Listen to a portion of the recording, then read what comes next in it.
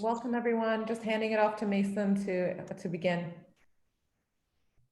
Okay, I think we're ready to get started now with the Takes Action Session 1. We're pleased to have Dean Rob Wright from University of Toronto and Dean Keith Crumwhitey from California College of the Arts to welcome us. I'll pass the mic over to them. Hello and welcome to the first event of the Daniels Faculty 2020-21 Talks and Lecture Series, which is titled Resolution and Agencies. My name is Rob Wright and I am the Dean of the Daniels Faculty at the University of Toronto. We are very delighted to launch our series with this cross-coastal and international collaboration with the California College of the Arts. First, I wish to acknowledge this land on which the University of Toronto operates. For thousands of years, it has been the traditional land of the Huron-Wendat, the Seneca, and most recently, the Mississaugas of the Credit River. Today, this meeting place is still the home to many Indigenous people from across Turtle Island, and we are grateful to have the opportunity to work on this land. I also want to state personally that I support sovereignty over unceded lands, Indigenous lands, and I support their objectives of nation-to-nation status within Canada. And with that, I want to welcome Keith Crumwhitey, Dean of the CCA, and our collaborator on this three-part event. Over to you, Keith. Thanks, Rob, and welcome everyone. This event also marks the start of our lecture series for fall 2020 titled Remaking, which includes a variety of online events from book launches to panel discussions to lectures to dialogues. You can learn more about our programs by visiting our new content channel at scaffold.architecture.cca.edu. It's also customary at CCA to acknowledge the land on which we operate. California College of the Arts campuses are located in Huichin and Yelamu, also known as Oakland and San Francisco, respectively, on the unceded territories of Chochenyo and Ramaytush Ohlone peoples, who have continuously lived upon this land since time immemorial. We recognize the historic discrimination and violence inflicted upon Indigenous peoples in California and the Americas, including their forced removal from ancestral lands and the deliberate and systematic destruction of their communities and culture. CCA honors Indigenous peoples, past, present, and future, here and around the world, and we wish to pay respect to local elders, including those of the lands from which you are joining us virtually today. Now to your hosts, Neeraj Bhatia and Mason White.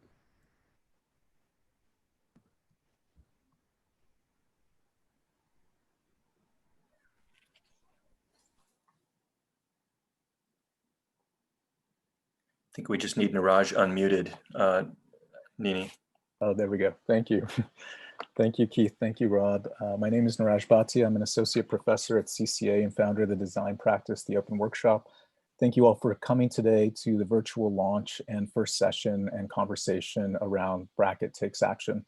I'll be hosting alongside with the co-editor Mason White, professor at the University of Toronto and partner of Lateral Office. Before digging in, we wanted to thank the California College of the Arts, the Daniels faculty at the University of Toronto, and AR&D Publishing for co-sponsoring this event. In particular, thank you to Keith, Rob, and Gordon Goff for their support of this project. Thank you as well to the Graham Foundation, who has been a consistent supporter of the Bracket project since its inception. Thank you to our media partner, Archinect, as well as Haller Brun, the graphic designers of this issue. A big thank you to all the contributors for sharing their inspiring work, and we have a few of these contributors here today to share their work with us. And last but not least, thank you to the amazing Daniels and CCA team in the background, Nini, Sarah, Aiden, and Hannah. Each issue of Bracket addresses an urgent contemporary theme on architecture, environment, and digital culture. This fourth issue addresses the notion of action in spatial practice and the complex interplay between politics, society, and space. Hannah Arendt's 1958 treatise, The Human Condition, cites action as one of the three tenets, along with labor and work, of the vita active, or active life. Action, she writes, is a necessary catalyst for, quote, the human condition of plurality, end quote, which is an expression of the common public and distinct individual. However, more than 50 years later, we appear in a multitude of ways. Therefore, the role of spatial practice in relation to forms of action also needs to be re-examined. Spatial practice's role in anticipating, resisting, organizing, or absorbing action has been broadly challenged by shifts in notions of publicness, spatial practices, and roles of government. How and where to act is increasingly complex as it requires new techniques and assemblies to reflect the tendencies of distinct factions and other associated values. So Takes Action emerged from conversations between Mason and I going all the way back to 2016, and at the time reacting to events such as the Arab Spring, to Occupy Wall Street, to the Umbrella Movement. These were forms of action that used the space of the city as a theater for assembly. Fast forward to today in 2020, we are presented with an ever wider range of conditions to design and respond to action. We wanted this issue to probe all the different ways that action was emerging and ask how design might incite socio-political action. These forms of action span from the domestic realm to public space, from online to offline, from confrontation to subtle recalibrations. This collection is structured into 6 sub-themes: reaction, counteraction, interaction, faction, inaction, and retroaction. These themes reveal the diversity of issues, methods, and most importantly, the relevancy of the topic to designers and design thinkers. This first session, as one of 3, includes 2 of the topics. The first one here, reaction, consists of bold statements and projects that are reactionary in nature. This refers to reconceptualizing everyday elements of life, such as the suburban home or speculative office tower, to the challenging negotiation within agonistic pluralism. What can design do when it is entitled to simply react? Today, we're fortunate that reaction is represented by Kees Lokman and Christopher Roach. Kees Lokman is assistant professor and chair of landscape architecture at University of British Columbia. Chris Roach is a senior adjunct professor at CCA and a principal at Studio Vara in San Francisco. So CounterAction, the other theme we'll be discussing today, offers unique and alternative sites for action at various scales. These include playful surfaces, hidden kitchens, refugee camps, and the new demands of the civic square. How can the overlooked sites of appearance in our contemporary commons promote alternative forms of action? And we're super lucky today and grateful to have Lindsay Harkema and Azadeh Zafarani presenting their articles in the book. Azadeh Zafarani is a PhD candidate at the Bartlett School of Architecture and founder of Platform 28 for Art and Architecture in Tehran. Lindsay Harkema is a New York City-based architect, educator, and founder of the collaborative WIP, Work in Progress, Women in Practice. She teaches at the Spitzer School of Architecture and the City College of New York and Bernard College as well. And I believe Lindsay just was awarded a competition win today. So congratulations, Lindsay.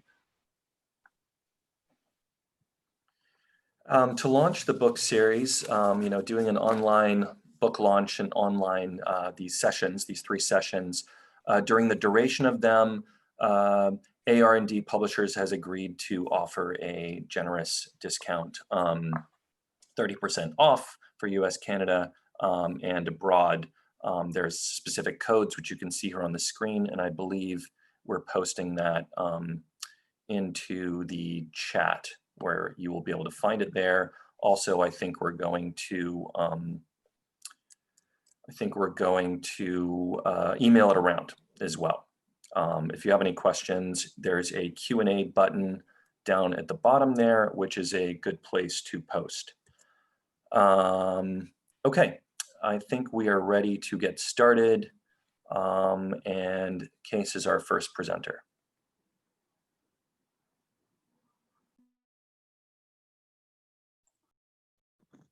All right, thank you and welcome everyone. Thank you, Neeraj and Mason. Let me see if I can share my screen here. Is everything okay? Maybe someone can put a thumbs up. Yeah, Neeraj is putting a thumbs up. Great. Okay. So I want to take this opportunity to acknowledge that I'm speaking to you from Kitsilano, Vancouver, which is situated on the traditional, ancestral, and unceded territories of the Coast Salish people, in particular the Musqueam, Squamish, Tsleil-Waututh First Nations. As a guest to this land, I'm very thankful and I consider it a privilege to be able to live, work, and learn here.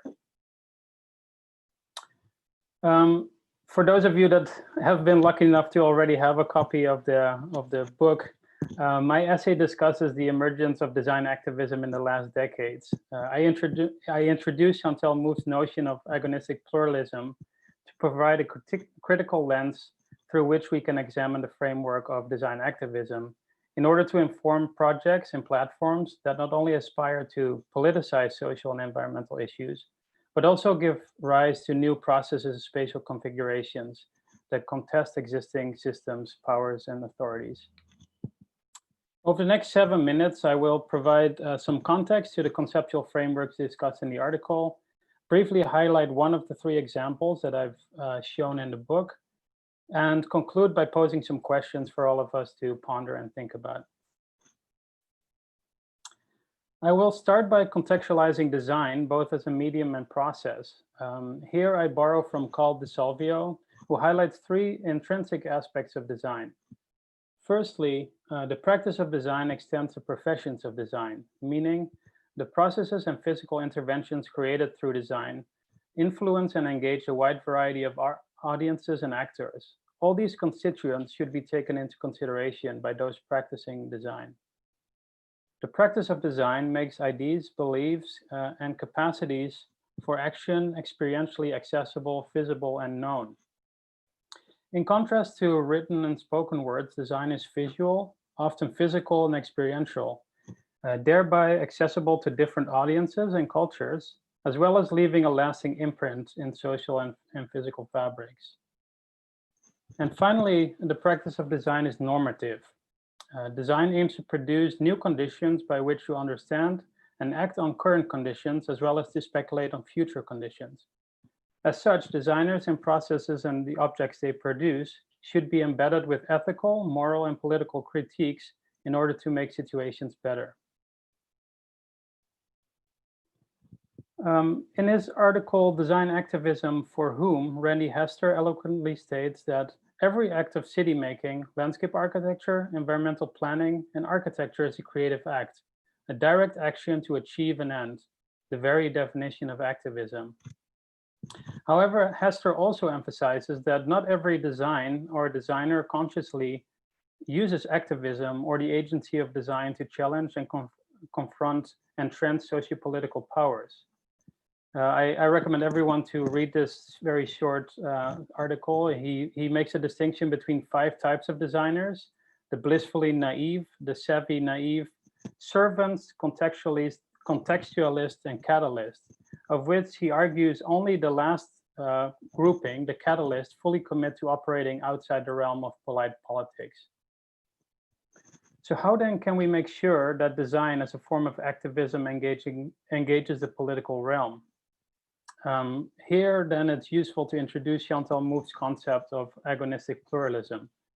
Mouffe argues that rather than aiming for consensus, democracy should be based on facilitating and enabling dynamic disputes and struggles amongst groups and individuals with competing values and beliefs.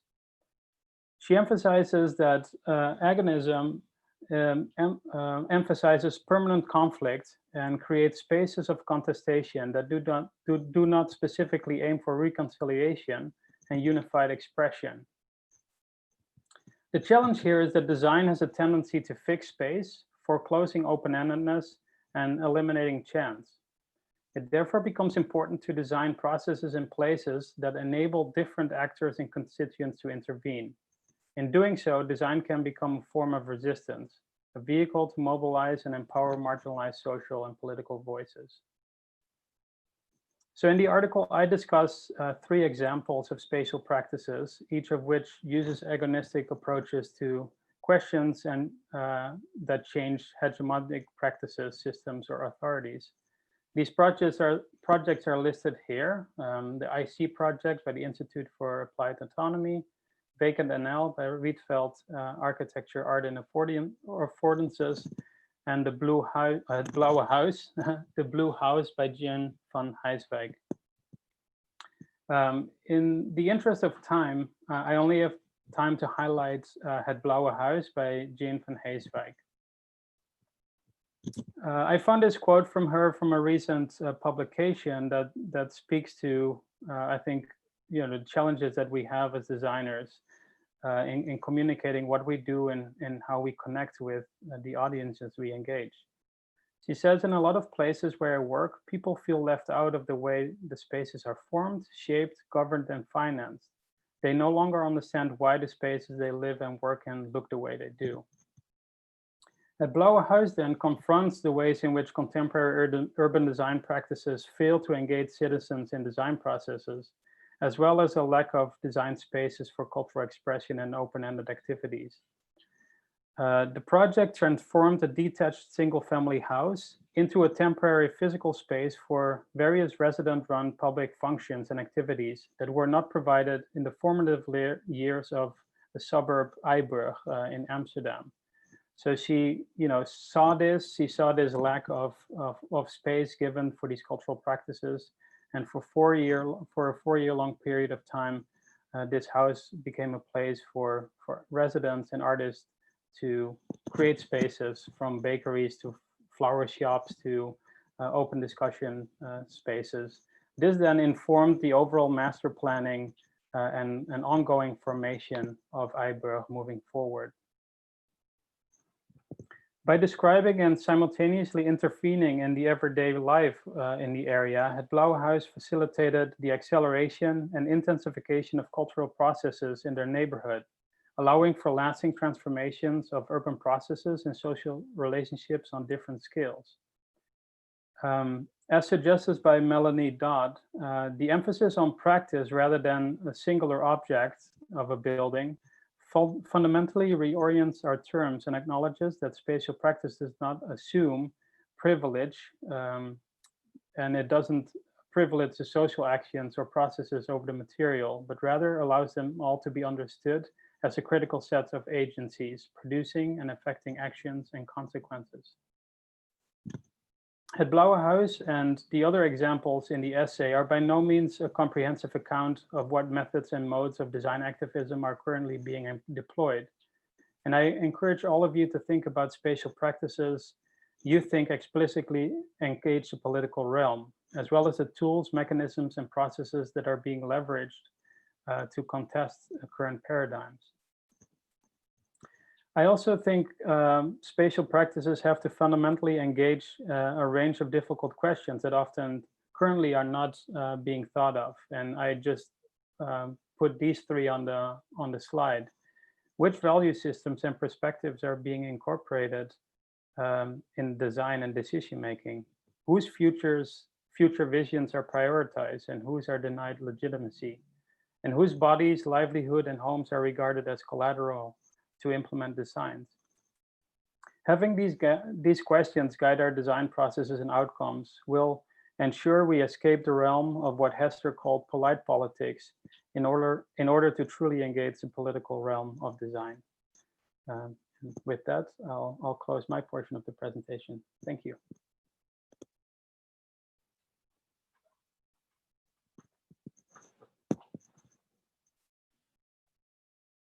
Thank you, Kees. I believe Chris Roach, you're up next. All right, can you hear me? Great. Let me share my screen here.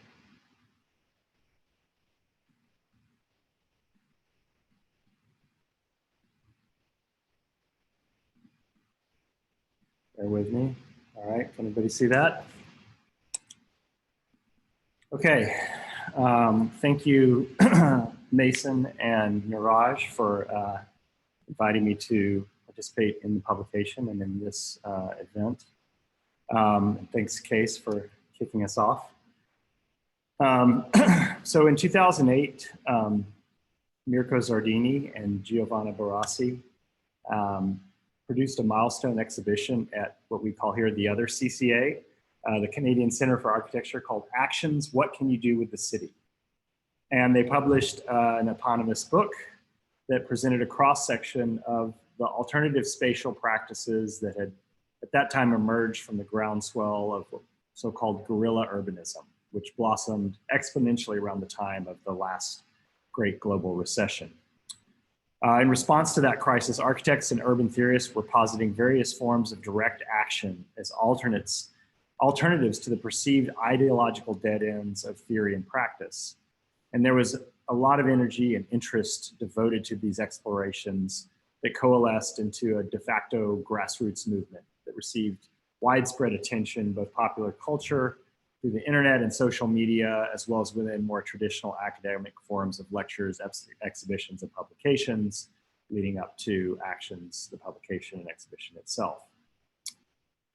Today, like in 2008, or even perhaps more, there is an urgency to address the triple threat of acute economic, ecological, and equity crises that are occurring simultaneously in our society, both locally and globally under the shadow of COVID-19, systemic racism, and environmental collapse. Once again, architects are searching for a way to take meaningful action, and there is an intense discourse around what the agency of architecture is and how we can intervene. However, unlike that time, the conditions of the global pandemic have made some of the traditional forms of civic action simultaneously more dangerous and in that way more radical. But in general, these conditions have constrained the kind of design activism in the public realm that we saw in the previous decade. Architects are generally not out in the streets building ad hoc playgrounds or participating in collective events like guerrilla gardening. However, some of the experimental actions and interventions from that time are making echoes in the kinds of emergency responses to the pandemic and overnight transformation of the urban environment under quarantine, such as the repurposing of private spaces for essential services, the reclaiming of public space for socially distanced activities, etc. The other key differences in this time around are that the pandemic has fewer boundaries, either state, socioeconomic, or other. And the scale and swiftness of changes that we've had to make as a species to survive have demonstrated that large scale and drastic action can be taken quickly if there's political will and clear necessity. Arguably, those changes have been most effective when they are equally top down and bottom up. When popular support and adoption of practices are reinforced and scaled through state policy. Things like quarantines, mask wearing, testing and contact tracing. This is the crux of my critique of Actions, the book, and Action in architectural practice. The critical connection between top down and bottom up, or the tactical and the strategic, as some might call it, is necessary to address the scale of the crises we face, the structures and systems that must be dismantled and rebuilt, and the questions of disciplinarity and agency that architects must confront to maintain relevance and act effectively to bring about much needed change.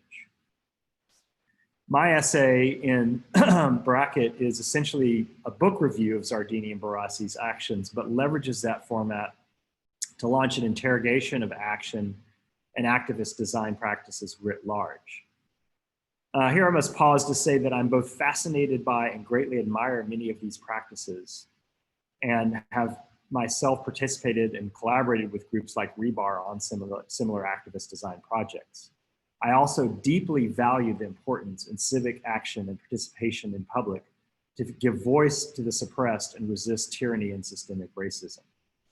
But my belief in civic action, participation in design activism, and genuine curiosity brought these deeper questions and concerns to light. And thus my critique should be seen as an investigation into the instrumentality of these practices in the interest of expanding and enriching architecture practice itself. I'll summarize these questions briefly and some thoughts that might prompt responses and discussions with my colleagues here on the panel. So my first question is the challenge of scale. This is a question that the mini movement that coalesced around guerrilla urbanism, in my mind, failed to adequately address. The vivid examples of crowdsourced urbanism are all too often taken at face value as being inherently good and not critically assessed for their potential to address the enormity and seriousness of the urban challenges we face. Like the proponents of everyday urbanism, its proponents focus on finding alternative meanings and interpretations of the city and might avoid any deep responsibility for how the shaping of physical space can engage the forces of urbanism urbanization at an adequate scale. How can this everyday urbanism operating in the fine grain of the public realm ever add up to more than the sum of its parts and truly improve the global urban condition? My second question is how actions can affect change on the structures and systems that underlie our built environment. In Actions, Barassi's own essay concludes in a kind of anti-manifesto. She says, "What all these ideas offer is a parallel system. They make no claim to represent a new world that could arrogantly replace the one now in our cities. They do not constitute a unison response, but offer everybody a system of possible alternatives." While all this potential is quite enticing, it relies on a kind of faith in the ability of activities in the life world to recode the city and resist the system. Yet it's not quite clear how these changes in meaning at the level of the everyday can allow us to develop concepts that are necessary for developing a new framework for design practice. My final line of critique is around the questions of disciplinarity and the agency of architecture. While the actions that the book details offer some compelling suggestions, it's not clear that they provide us with a tangible set of strategies within the material practice of architecture. I argue that we must not confuse civic action with design activity or civic agency with design agency. Thus, I might conclude by stating my reaction to action is maybe not more action, but something like pro-action. If we're all out acting and not thinking, drawing, and planning, haven't we potentially lost touch with what it means to be architects and urban designers? Perhaps what differentiates our particular form of agency from the protester or politician is that the act of design is by necessity both distance from its subject through abstraction and representation, and proactive in its organization and shaping of material processes, rather than reactive to the diffuse and fragmentary forces shaping the city.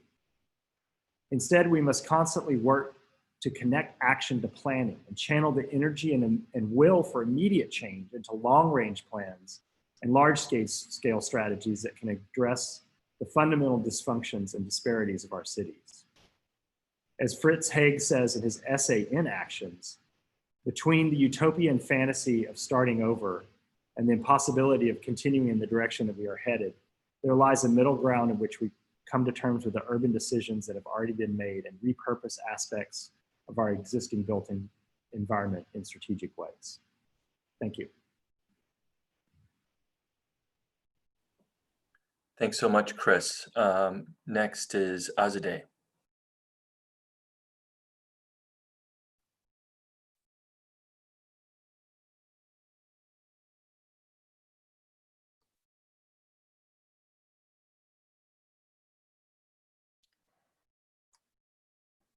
Thank you so much, Mason and Neeraj.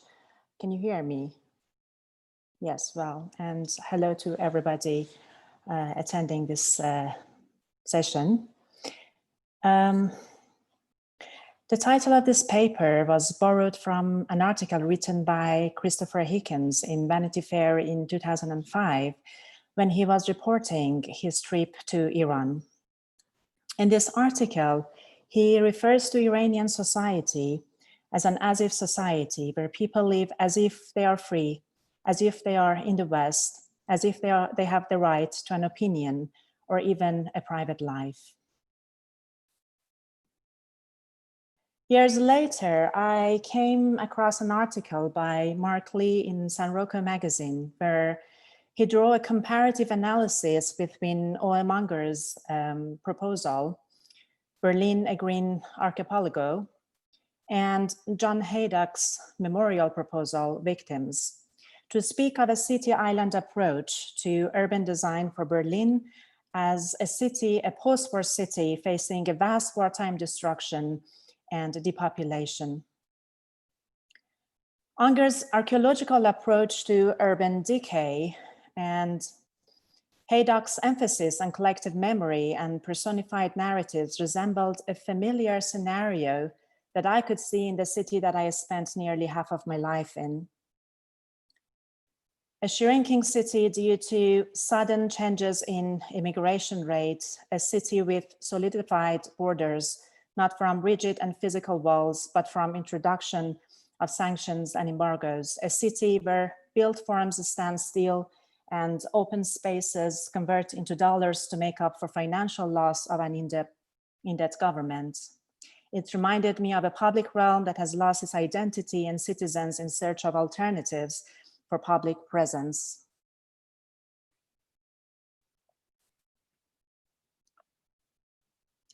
Since 1800, Tehran has grown from a small town with population of 50,000 to one of the largest cities in the world, with over 15 million inhabitants in recent years.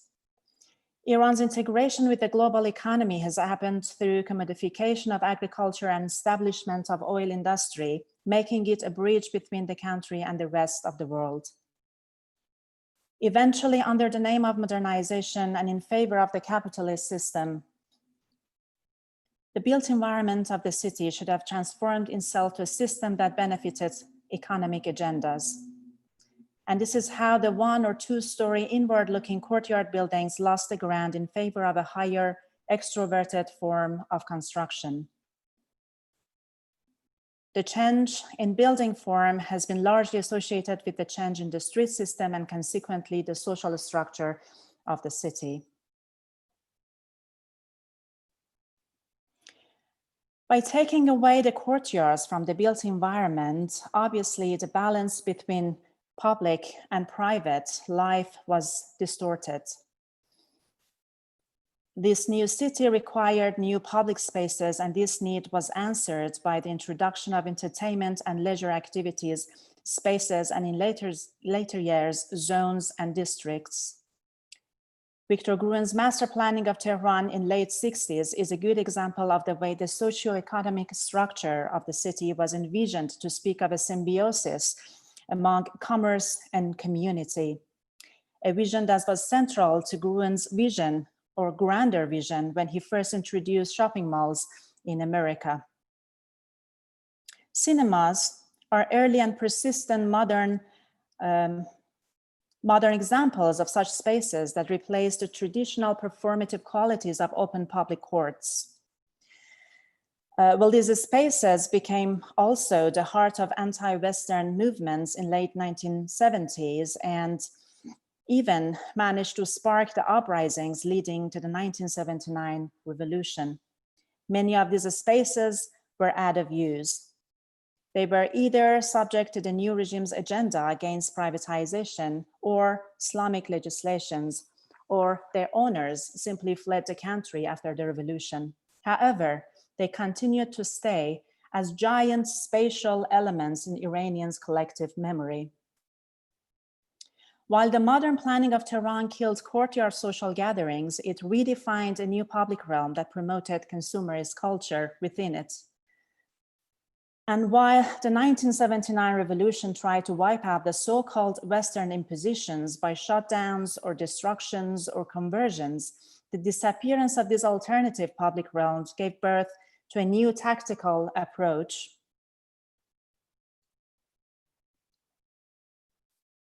In this tactical approach, people recreated a new public realm within the private domain and away from the regulated outer world. In our discipline, or better said, design discipline, we often refer to this phenomena as interior urbanism. Only in this scenario, it is quite played down, sort of informal and bottom-up version of it. In this hidden public realm, homes with their rooms, with their roofs, with their basements, shopping centers, public transport systems, ski slopes, restaurants, and cafes turn into heterotopias that give people agency in defining their public presence as per their liking. My contribution to Bracket was a background study for a design proposal for master planning of a shopping mall in Tehran. At the time, my thoughts were heavily influenced by the rapid wave of commercial developments in Iran under the influence of neighboring countries such as UAE or Turkey, and in relationship to a promising political horizon as the outcome of the nuclear negotiations between Iran and the West. The rise of shopping malls and the downfall of cultural entities and civic involvements were troubling facts in urban restructuring of Tehran, as if The two were in constant battle, as if one was the enemy and the other the victim.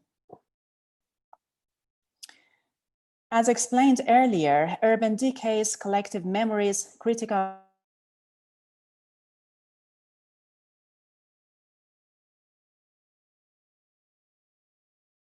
everyday life, and the comeback of shopping malls as drivers for my proposal. Influenced by Michel de Certeau's take on strategies and tactics and Carl Schmitt's definition of enemy, my proposal formulated a pure commercial space that was permeated by contradictory camouflage cultural activities taking place within them.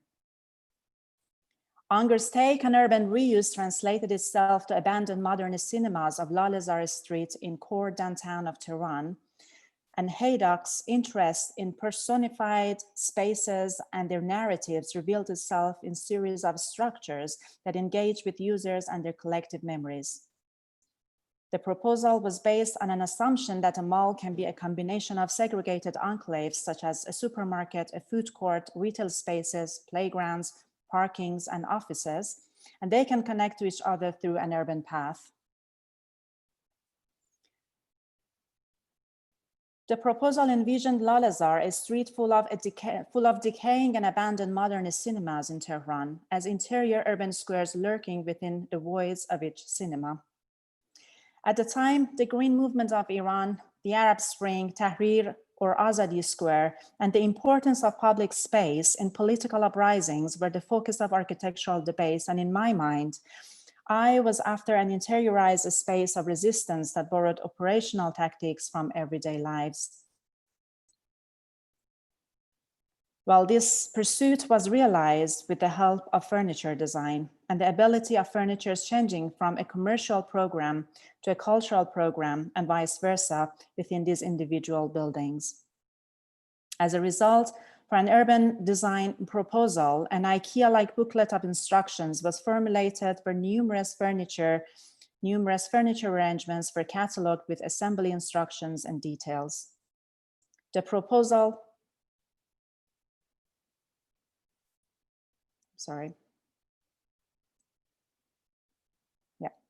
The proposal was trying to reduce the scale of an urban project to the small dimension of furniture, to speak of flexibility, to speak of malleability, to speak of change and adaptation, and also to speak of authority of users within the rigidity of a built form. A process I would refer to as object urbanism. In this scenario, a hostel turns to a cinema, a food court to a library, a parking to a gallery, a playground to a digital publishing house, a shop to an audio library, a supermarket to a theater or virtual galleries, and an office to an exhibition space. To conclude, I would like to refer to a paragraph within the paper I wrote for Bracket, where it says, while derived from Unger's initial idea of an urban archipelago, Haydock extended the concept as a system that can translate itself to an experiencing economy in the physical world. In the same world, the urbanist of the future is an urban designer come imaginer, melding usage and experience through a Machiavellian approach to given resources. If historical buildings were the starting point for Unger's, for a future urbanist, commerce and commercial built forms could be a substitute. In his book, Possibilities of an Absolute Architecture, Pier Vittorio Aureli refers to Carl Schmitt's definition of an enemy to be the recognition of one's opposite that is instrumental to avoiding self-deception. For him, the figure of a friend is always in the background. A friend, by virtue of his benevolence, can only confirm our situation of self-deception, writes Aureli.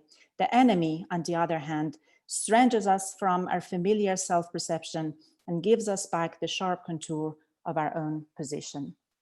Thank you so much for your time. Thanks so much, Azadeh. It's a great project, and we'll pass it on to Lindsay before we jump into discussion. If there's any questions occurring to anyone in the audience, feel free to start writing them into the Q&A box. Over to you, Lindsay. Okay, thank you, Neeraj and Mason. Does that look good? Do you see presentation? Okay, yeah, thank you for the opportunity to be part of this discussion and part of the publication. My article, The Private Space of Collective Resistance, is a summary of research that was conducted at the Strelka Institute in Moscow from 2012 to 2013. But I'll begin with a quote from another recent publication by Nandini Bagshi called Counterinstitution, about the activist estates of the Lower East Side in New York City.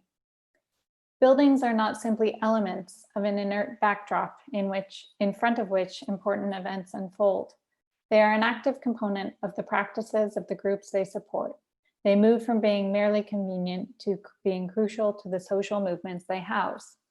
Space is not simply there for the taking, but is produced through conscious participation and embodied action.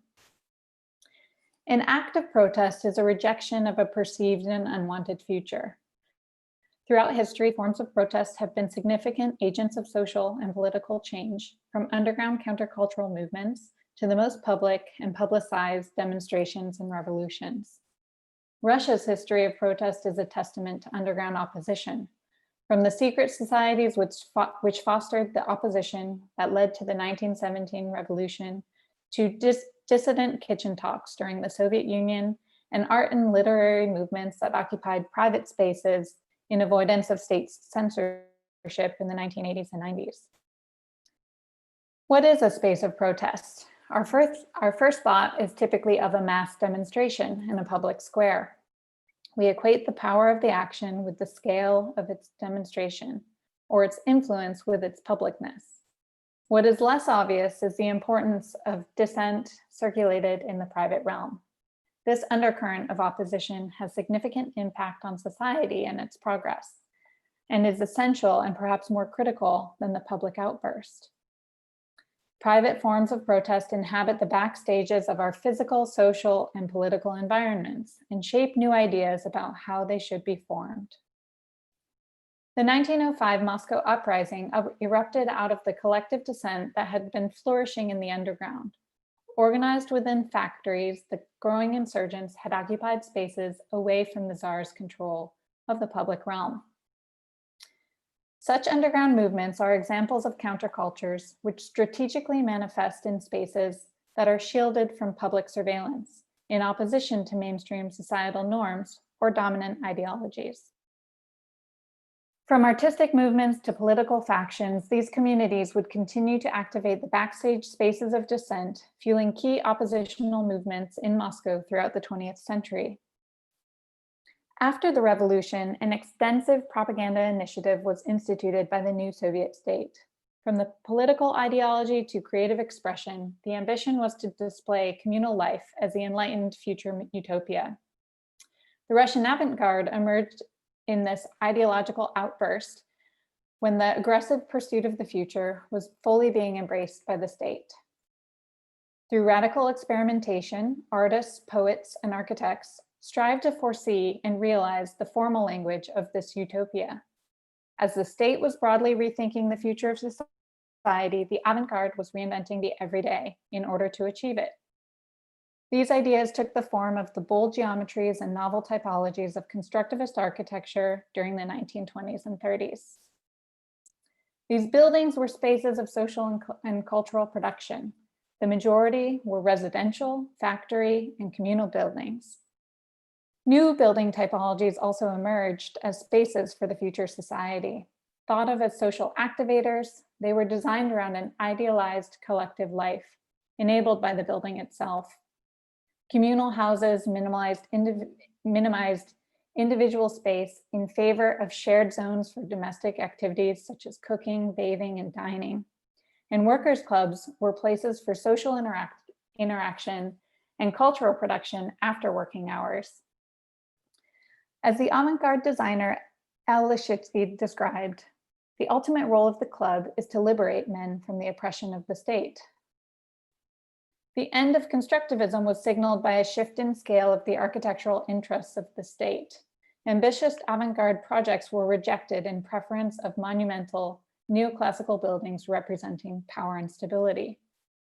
From this point on, Soviet architecture was transformed from the innovative human-scale constructivist buildings into a demonstration of power and excess, the decadence of the present rather than the pursuit of the future. Historian Vladimir Peperny describes the period of the avant-garde as Culture 1 and the subsequent era of the Soviet Empire as Culture 2. Culture 1 and Culture 2 exist in opposition. One reaches for the future, and the other transforms the future into an eternity, while turning its gaze back on the past. Whereas the avant-garde acted in pursuit of the future, the Soviet Empire slowed progress to stagnation, the future postponed indefinitely. Under Stalin, avant-garde artistic production was restricted and creative labor mandated by the state. From this point on, art, architecture, literature, music, and theater had to conform to official standards that required positive depictions of Soviet life, limiting countercultural expression and dissent. In the post-Stalin Soviet Union, the General Secretary Nikita Khrushchev once again redefined the state architectural agenda. Calling for more efficient construction methods, buildings would be produced as systematically as possible, with minimal new design. Again, the state building standards restricted innovation or forward thinking. During this time, the public realm became a platform for maintaining state loyalty. State-mandated demonstrations involved compulsory parades that glorified the Soviet Union. Public space, the space of state manipulation and control, was active with monocultural demonstrations in favor of the Union and disdainful of anything outside of it. Opposition was a risk to express in public. Amid strong state propaganda and increasing restrictions, alternative forms of counterculture emerged underground. Shared residential spaces, the original spaces of communal living, became hotbeds of political discourse, the spaces of new artistic and social imaginary. Underground art communities avoided state censorship by exhibiting their work in private apartments or at the periphery of the city, away from the surveillance of public space. The private sphere was in many cases strengthened as a result of the swelling and oppressive encroachments of the public sphere. The kitchen table became a backstage social space for successive generations of the intelligentsia. Artistic forms of dissent thrived behind closed doors. These acts not only demonstrated an oppositional ideology, but also opened up spaces of exception for progressive discourse, despite the harsh political context. Avoiding the state-controlled public realm, they inhabited the spaces of communal domestic life that the constructivist architects had envisioned. The decay of these buildings underscores a fading notion that the built environment can become an enabler of progressive forms of political, social, and cultural action in the private realm.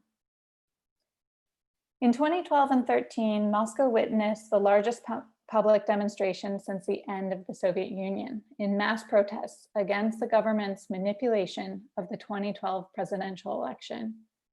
Despite the impressiveness of these events, they led to new restrictions against public expression, signaling a decline in personal freedom. What is and is not allowed in public has again become increasingly ambiguous. Significant political movements are fueled by the underground countercultures that critically engage resistance in the production of alternative futures. After all, communities bond in their respective forms of protest against mainstream society. That this critique is channeled through the private realm highlights the significance of these spaces. At the building scale, constructivism's communal buildings are the spatial equivalent of a rational conversation between an unshared private thought and a public outburst of anger. Moscow's history of protest has shown that social action manifests in two spheres, the back and front stage social spaces of society. While the front stage is perhaps more visible, the backstage is the space of cultural imagination, where alternative futures emerge.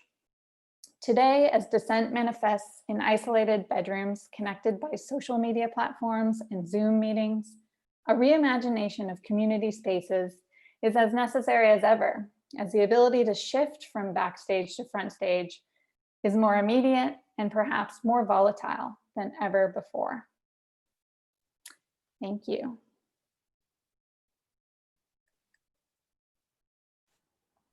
Thank you so much, Lindsay, and thank you all for those presentations and for your articles. It's been really nice to revisit them. I think it's been almost over 1.5 years since Mason and I edited those articles, and there's just still so much I'm digging into and gathering from these pieces and some of the design projects. I'm just going to kick off the kind of discussion part, and again, if anyone in the audience has any questions, please use the Q&A forum. We'll be gathering from there in the next 20-30 minutes, so feel free to probe any of our presenters or to piggyback on any of the conversation that ensues. It's interesting with the curation of the 4 of you, I never saw this kind of overlap, but it seems like there's the metaphor of the archipelago in some ways cuts through all of these presentations, obviously most overtly in Azadeh's presentation with the reference to Unger's project, but Kees, your reference to MOOF and the kind of conflictual consensus in some ways is very closely tied to that Unger's idea of the archipelago allowing for the autonomy of pieces, but being connected together into an overall kind of field. Chris, I think you're yearning for, I think showing these parklets and talking about tactical urbanism and asking how does it scale up is in some ways of saying, how do the pieces of an archipelago come together to be more than the sum of their parts? And I think that would also apply, Lindsay, to your study on these kind of interiors that by nature, because they were hidden from the public realm and in the backstage, often disconnected and invisible. So that, social media, as you mentioned at the very end here, acts as one way to connect or bring those together. But I was hoping that you all could reflect a little bit on how in the metaphor of the archipelago, what that collective medium is that pulls that conversation together. And I'm talking here spatially on one hand for some of you, but also politically, Kees, in your case, and Kees, you can also use spatial references as well if that's easier, but what is that kind of central medium by which those things become bigger than the sum of their parts? And Chris, I'm looking to you a little bit because you showed some kind of zoomed out things, but you didn't refer to them specifically. And so you showed like very small things, and then you showed kind of zoomed out things. And there was the implication there that there was some sort of feedback and mechanism between these scales. And I guess, larger questions that you posed as well, which I think are also important to unpack, of just how do you scale up, when you're thinking about this device? I'm there's something about, I also see this crosscut of the archipelago and the part to whole, I think, question. And somehow there's a significance to the need to unplug the part, to at least temporarily, like that act of drawing a boundary in a discrete boundary, whether it's, between front stage and backstage, or, the individual dwelling unit and the whole urban mass, or, kind of archipelagic, islands in the city. That act of unplugging allows for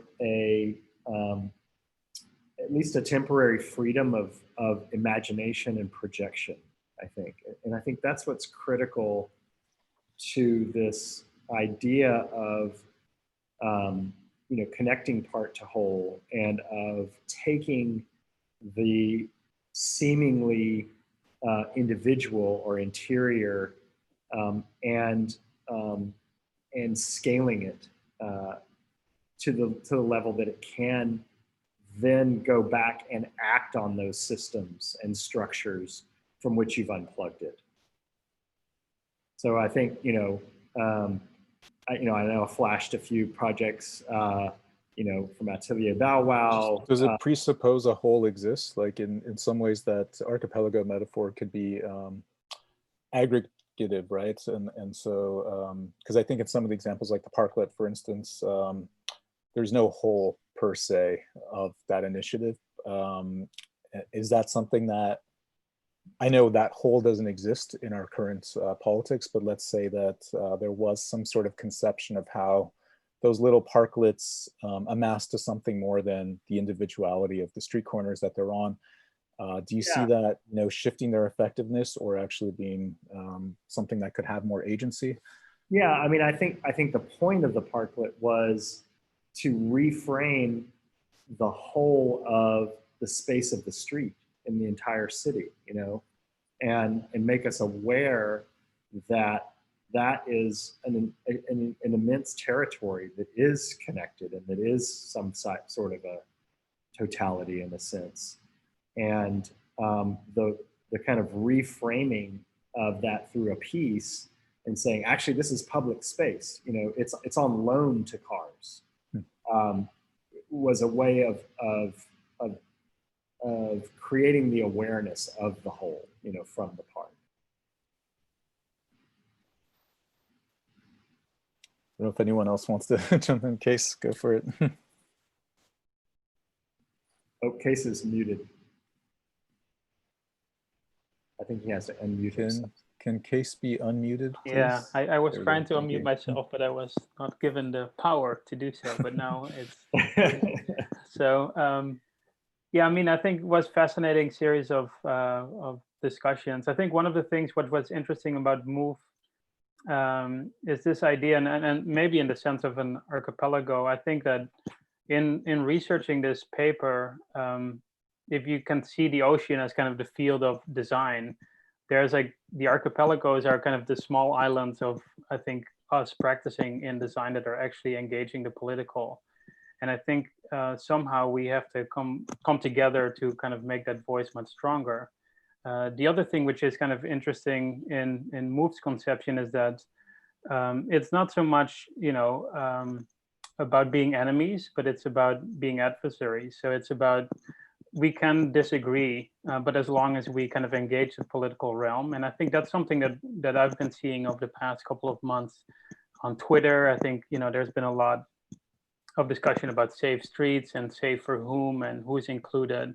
And I think all those discussions are very good because we don't necessarily have to all agree of like why we should design a street a specific way, as long as we understand that there's political intentions and it engages the political realm when we're thinking about these decisions. And I think those are the things that I was kind of grappling with and understanding in Hester, talking about kind of the very small group of us that are actually engaging with kind of political decision making or political choices in the way that we frame our design decisions. Most of us, I think this is the challenge. I think it's a fair question to ask for a service-oriented industry that we are. Can we, like, how much agency do we have to kind of go against the clients that we, you know, that we have? We can choose not to have to work for those clients, but we might lose our job. So what do we do then? And these are, I think, hard questions, and they might also kind of then get to the question of like, how can we scale this up? It's relatively easy to do as a counter to kind of larger public discourse and do it as a parklet. But how do you do this how do you scale it up? And yeah, I don't know. I don't have the answers. I think it's that's why we have very few, I think, examples of those, but I think it's a critical discussion that we need to have. I mean, I feel like you all spoke also to interventions not necessarily being about objecthood, but being about process. I feel like all of you were actually really speaking primarily to the intervention or the concept of reaction occurring not as embodied in the end result. Like, yes, we saw some design proposals and we saw examples, the Blue House or Azadeh, the intervention in the commercial space as propositions. But I feel like in some ways they were the net result of a process that itself questioned maybe some of the hierarchies there that you were speaking to, Kees. And I quite like how you brought up Randy Hester's five practitioner types, or 5 types of practitioners. I love this idea of the blissfully naive to the catalyst. maybe what I'm thinking about in listening to these wonderful presentations and seeing them in a new light as when Neeraj and I originally encountered them and considering them for the publication is thinking about the role of expertise here and thinking, is like coming at this issue not around what objects or what types do we produce so much as in what way are we fostering new roles for designers? Has the kind of hierarchy or has the tendency to assume a patron, or certainly we know the economics and the sort of financing behind architecture is complicit within that hierarchy. But, and this is where citizen action, I feel like citizens are actually teaching us or demonstrating new expertise to design professionals more than the design professions, right? Like, and I think, Chris, you spoke to it through the Rebar project. And I don't know, maybe I wonder if maybe Azadeh and Lindsay, since you haven't had a chance to join the conversation, maybe more pointed conversations to you. Do you think that your presentations, your papers are questioning the architect's assumption of expertise and even acting in these realms? Or is this something that's part of maybe the language or some of the arc of your thinking? I feel like there was a lot about sort of learning and listening from cultural movements. This seemed to be a primary act. Thank you, Mason. Just to go back a little bit in response to Neeraj's question on archipelago, ending up with your comment. I think my approach and my take for this project was a strategy to stay against the domino effect, that if one space falls, the rest can survive. And this is how I pretty much felt that this city island or the introduction of archipelago as a strategy suits the proposal quite well, especially that it was in relationship to tactical approaches as compared to a holistic approach with which we can consider it as an imposed strategy. Having said that, since I'm proposing borrowing ideas from the everyday act, the everyday rituals, everyday spaces of being and living, I would say as architects within design discipline, yes, I would feel responsible to kind of create this bridge between this everydayness and the practice of architecture as a discipline. For example, by focusing on this idea of the symbiosis of commerce and community, there exists a group of people who are involved with the money-making process, and there stays a group of people who are involved with using these products. And there is this gap in between that needs to be filled by, I would say, designers of how to come up with proposals to kind of stitch together the demands and needs of the two parties. I personally don't think all the shop makers or shopping mall designers are evil people. They want to make money, but how do they know to kind of factor in the concept of everyday life, or the concept of revival of cultural activists or civic presence within their commercial entities? These are the gaps and laps that can be filled with the agency of architects and designers, indeed. Lindsay? Yeah, I have thoughts on both questions as well. Something that struck me about the projects that were shown and sort of my research about countercultural activities in the private realm is the kind of theme of reappropriation. In the case of these underground movements, the kind of most agile political spaces for actually, you know, the kind of private interiors, which were easier to sort of co-opt than the public realm. And I think, you know, we've seen many examples of how that is true. And so that becomes, I think, a sort of kind of design reference or a kind of process that designers can learn from, right? But I also think that it was part of some of the intentions of the kind of original constructivist designs that I mentioned.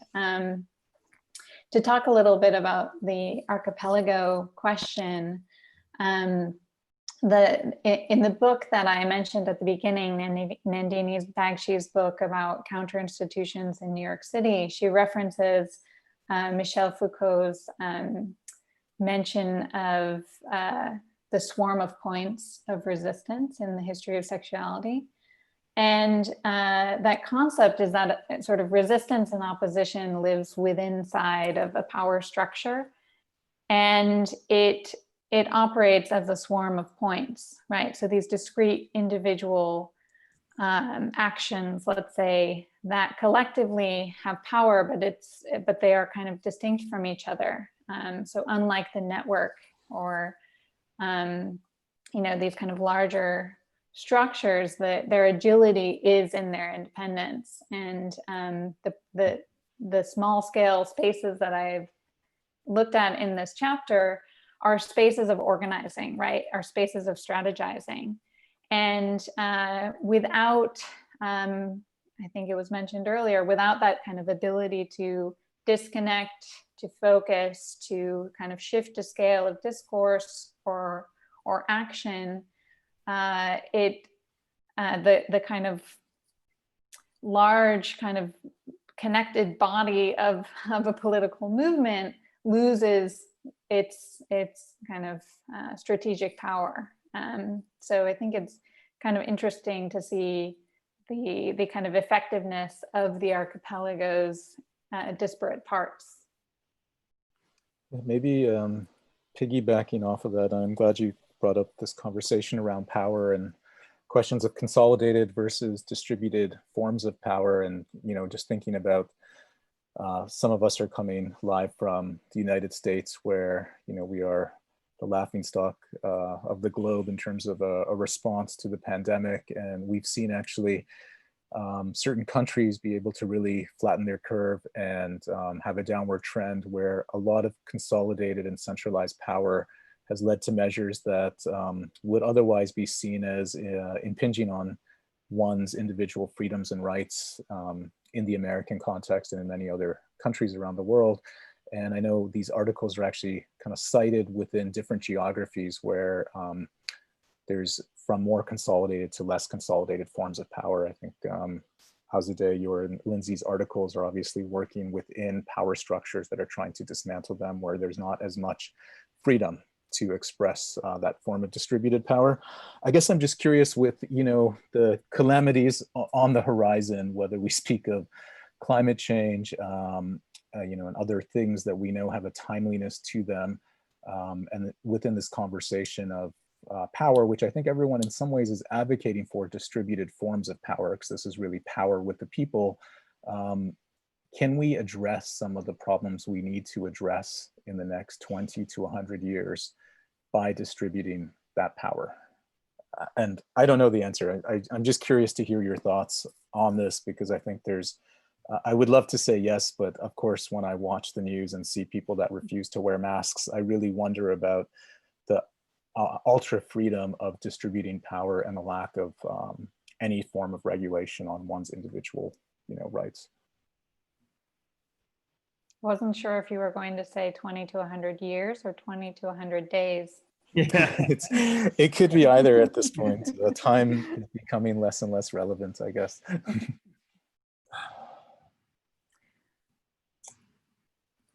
I mean, maybe another, this is gonna be a tough one, Neeraj, you're throwing a big one in there. What can we do in 20 years? I mean, I think what's quite interesting, and I mean, for me, I was kind of struck, Chris, you actually kind of surprised me with your presentation. I enjoyed the kind of criticality by which you looked at what actions can do and what they can do for the city. And maybe I wanted to ask you a slightly more personal question.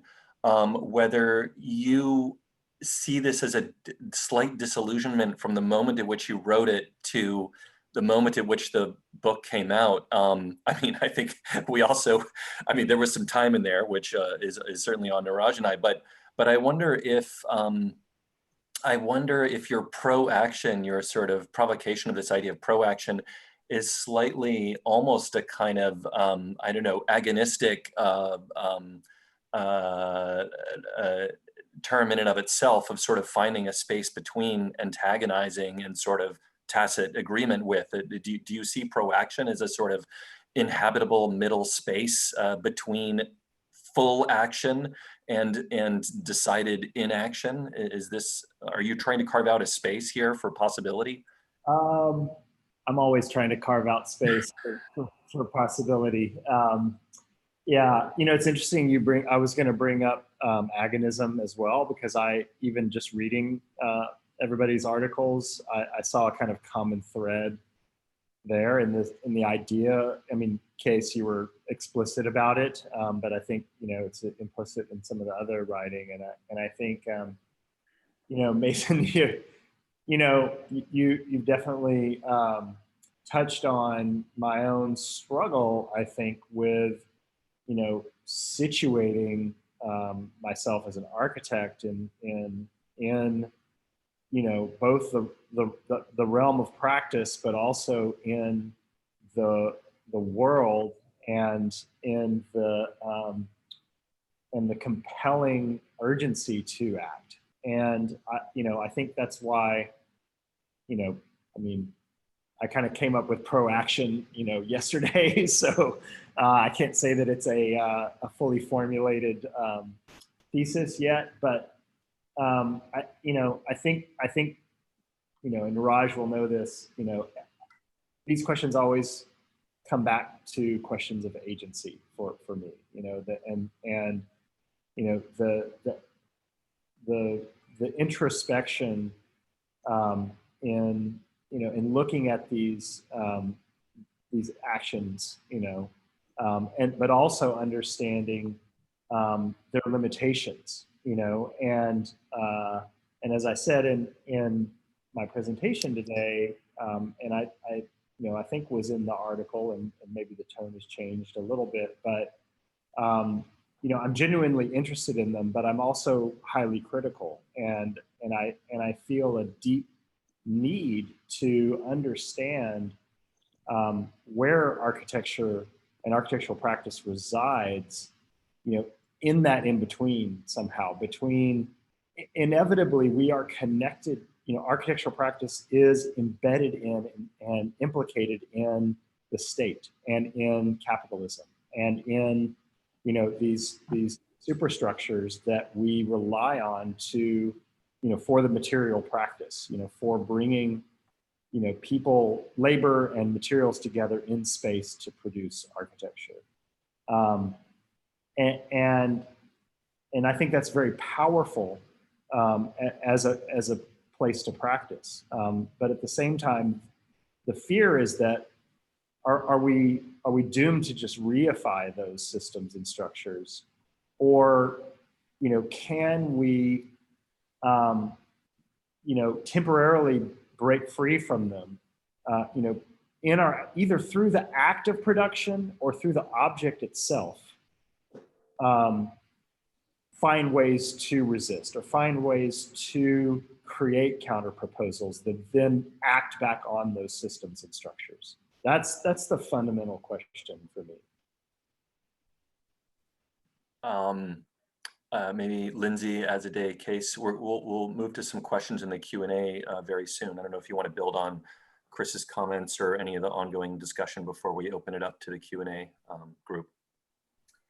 I was just going to add, you know, speaking about the kind of urgency and kind of the very large and very small scales of actions that are necessary right now. You know, in New York City, at least for me, I've spent the past few months kind of working on very small scale interventions, helping restaurants build out their, you know, curb lane seating areas or kind of proposals for kind of streetscape interventions.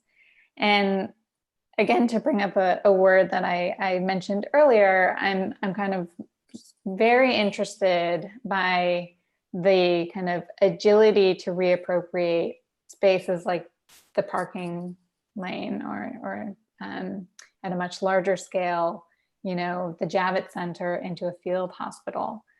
And these spaces, which in my work I refer to as spaces of exception, they exist at multiple scales, and they you know, kind of have some degree of slipperiness when whether by their scale or by their typology or by their complex legislation, they have the ability to, when necessary, be sort of co-opted. And I'm curious whether the architect can be strategic about how, you know, spaces of exception can sort of be introduced or into the built environment. So I was kind of speculating during this research that maybe constructivists somehow had a bit of that intention, right? The home would be the space of this kind of future society. And so by rethinking the act of everyday life, you're somehow kind of creating a space for that kind of agility. And so, you know, if you look at the building I showed the decaying photograph of today in Moscow, it's now been renovated into luxury apartments. And, you know, that after such a long history of being a space of sort of communal life and counterculture is an act of just affirming the kind of dominant culture and sort of, you know, real estate market. And, you know, I think perhaps what we're all kind of looking for, but maybe can strategically insert into some of our work are these kind of opportunities for spaces of exception, those spaces that could be co-opted or converted in the future. Just to echo on Lindsay's comment, I just wanted to emphasize the fact that actions happen with or without architects. It doesn't matter, it happens. And I think I'm glad that I had the chance to include Tehran as a case study in this whole panel discussion, because like Tehran, like many other similar cities, has shown that with or without designers or architects, actions become a point of survival, not just making and shaping the city or the built environment, but simply an act of survival. I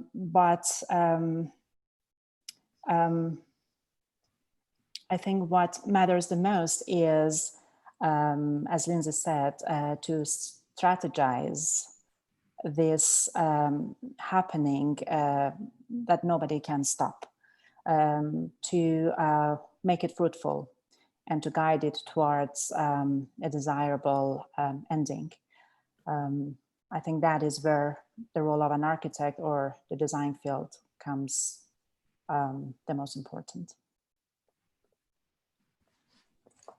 Okay, I think we're going to shift. We're got a few minutes left here. Neeraj, you want to pick a question from the Q&A session, and then I'll look for one as well.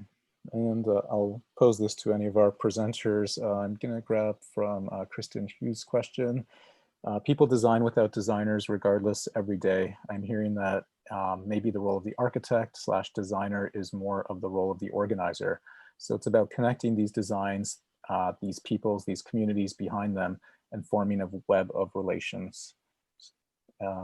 Thoughts on this, the role of the designer as an organizer?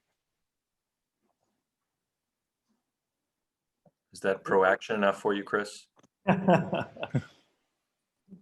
Yeah, I think it's totally, I mean, I can see that. And I think, I mean, I think it's this fine balance, because I thought it was interesting to see Azadeh's proposal of, in the end, like these thoughts and these organizations need to come together in a kind of a proposition of a spatial formation, whether it's through objects or what else. But I do think there is a lack of engagement with communities and kind of understanding who are the kind of actors and constituents that we're designing for. So I think we have a tendency to kind of get bubbled, another word that we're hearing a lot, but kind of get siloed in our thinking and get so focused on the material and the space that we're creating that we're forgetting about who is participating in, you know, the kind of, let's say, the extraction of the materials to how it becomes the material that you're working with, from the different people that are either enabled or disabled from being engaged with these spaces through accessibility or the context within which is something is located. So I do think it's a both. I do think that we've traditionally probably focused much more on the design of objects and forms, and that we have, you know, we're seeing a shift in kind of understanding who are we designing for and who are we designing with, and kind of understanding, building up that network of collaborators. And I think it, you know, maybe links a little bit to Gary's question about, you know, who are the developers, who are like, who are we being hired through, and how can we influence them, but also how can we identify other publics that we can serve through the design that maybe the client hasn't identified as one of their target audiences, so to speak. Great, thanks. Maybe another question from the Q&A group. How about the one from Cesar Escalante, who's asking, his comment is that the most agile cultural discussions are now shaped within digital social media spaces. Is there any role for architecture and the architect to counteract the loss of physical interaction? Isn't this an existential threat to the future of common spaces as we know it? I don't know if anyone would like to have some thoughts or response on that question. Yes, it is an existential threat. I don't know. You know, I was struck in kind of going back to this article and the work at, you know, the parallels to today in the US, you know, conducting the research as an American in Moscow in 2012 was very different than it is to see the parallels to what's happening here in our country.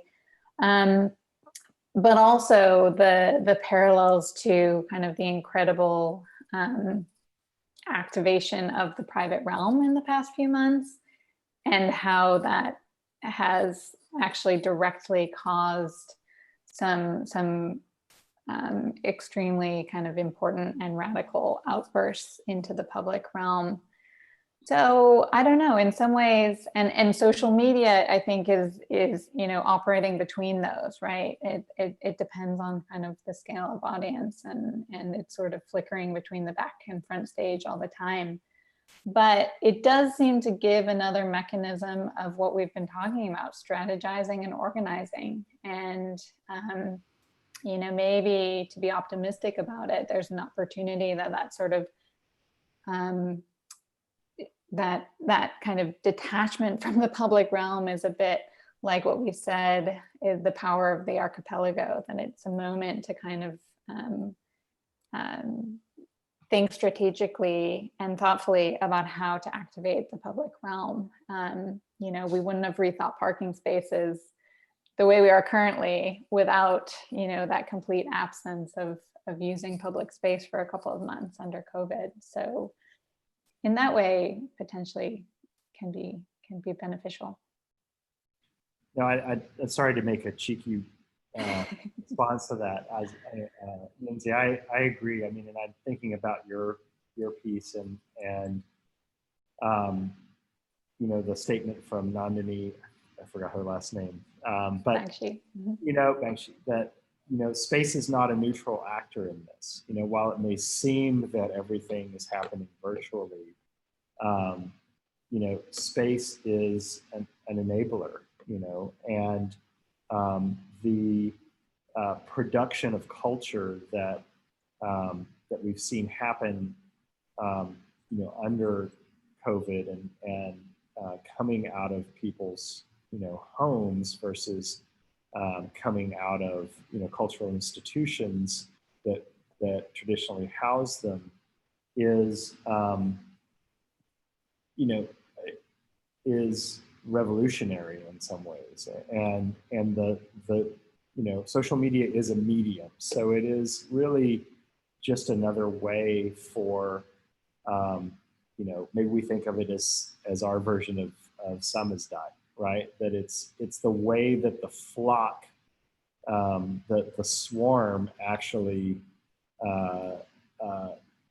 becomes a swarm, right? It's a way that the organization, the self-organization occurs. And so in that sense, architecture's role maybe shifts, and the need for formal spaces of organization, evolves, or it is not as necessary. And these informal spaces, i.e. the domestic sphere, become the space of organization up to a point. And then, as Lindsay, as you said, it spills out into the public realm, and that the poignancy of that spill out, the risks people take to actually go out in the street and express dissent is even more apparent somehow. So I don't know if that answers the question. I see that connection, and I see the connection to kind of to the last question too. Lindsay, your and Azadeh's projects in a way are related in the sense of, the architect as the organizer of spaces in which that counterculture is produced. On the one hand, the constructivists did not necessarily intend that, but those spaces were reappropriated. And Azadeh, it seems like you're reappropriating spaces meant for capitalist consumption into spaces of countercultural production. So, the architect's ability to intervene in that reappropriation and potentially to see how those individual spaces are connected to a larger system or set of systems, I think is important. Yes, thank you for your comment. Also to, again, echo on what you just said and what Lindsay said, architect as organizers, this COVID experience was a brilliant, I would say, experience to kind of highlight this role more and more, especially that we learned that the public realm can easily move from this whole concept of bigness, something that we were dealing with much earlier, into the scale of smallness. And this is a huge shift in all levels, historically, theoretically, and even design-wise. And it's lacking perhaps a mediator. Again, I'm not entirely sure, because many managed quite well during COVID to kind of come up with a variety of brilliant solutions. And I've seen a lot, many people around me, non-architects who managed to do that. But again, I think this shift that we witnessed in past few months highlights the role of the architect as an organizer even further. And perhaps it's one of those revolutionary moments that we need to pause and think further about how to redefine this discipline.